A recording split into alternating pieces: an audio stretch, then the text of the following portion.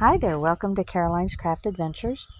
So what I'm doing is I am planting the zinnia seeds, some of the giant ones here, and these are lilliput. These are a smaller version of these. And these are a little bit different than the regular zinnia seeds, but I thought I'd try them. They look pretty cool. This is what they normally look like, you know, but there's also giant zinnias. These are the lilliput ones, so they're smaller. The heads are smaller, they're like this big. So anyway, what I'm doing is I have used my potting soil from the bag, and I've put it into my container, my planter, and I've planted these seeds, and I've done this for several years in a row. Theirs are nice because these get super tall. They get about 3 feet tall, and then 2.5, 3 feet tall, and then when they grow, they make like an instant little fence.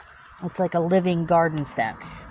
So I would definitely tell you to get some of these seeds. You can put them in a smaller flower pot. That'd be okay. I probably wouldn't go smaller than maybe an 8-inch diameter or a 12-inch diameter because they need room. Because the leaves get to be about this big, about 2-3 inches long, and they're pretty wide to soak up the sun, and then they bloom in the summertime. But let me show you.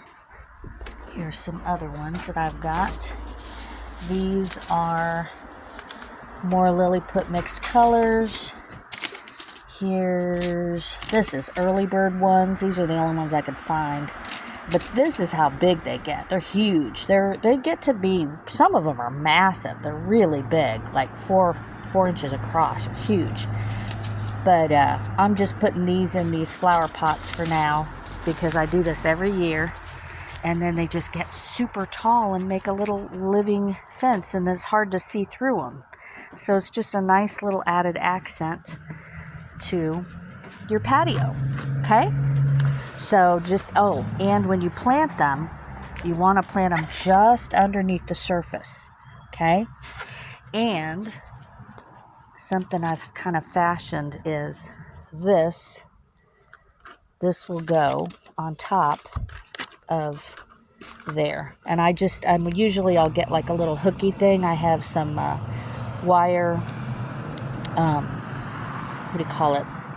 hangers that I've cut, and they just look like this, and then I press them into the soil, and I just don't have them on me right now. But this I fashioned from chicken wire, okay?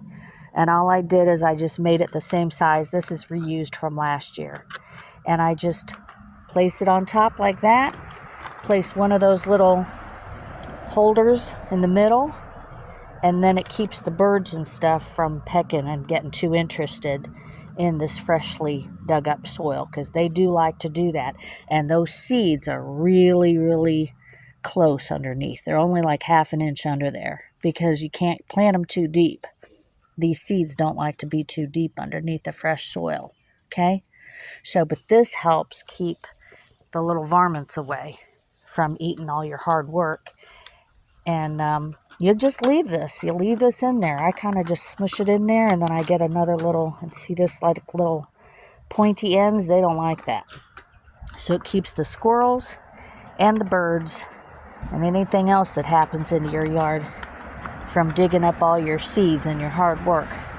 Because, you want to have them at the end of the day. You want to have some big old zinnias, okay? I've done bachelor buttons in here. I've got these other guys. I'm going to plant these in here. And then I've got these guys. These were pretty. I bought this plant a long time ago, and this is sage. I like to plant herbs in there too. But you can see, this is from last year. And this guy was a perennial. That means perennials come back every year. Annuals is one season, okay? So, but this is, here's the little hooky thing I was telling you about. Little guy. I'm going to bring him right over here, and I'm going to put him right in the center. Right there, and that's going to hold this guy down so that nothing can move it. And I'm just going to leave it just like that all season, and then the flowers will come right through there, okay? They'll work their way through. So I hope this helps you, and hopefully you've learned something today. I hope to pass on my knowledge to everybody else and maybe help you to make a successful garden this year. Please like and subscribe to Caroline's Craft Adventures, and please leave your comments. Talk to you later.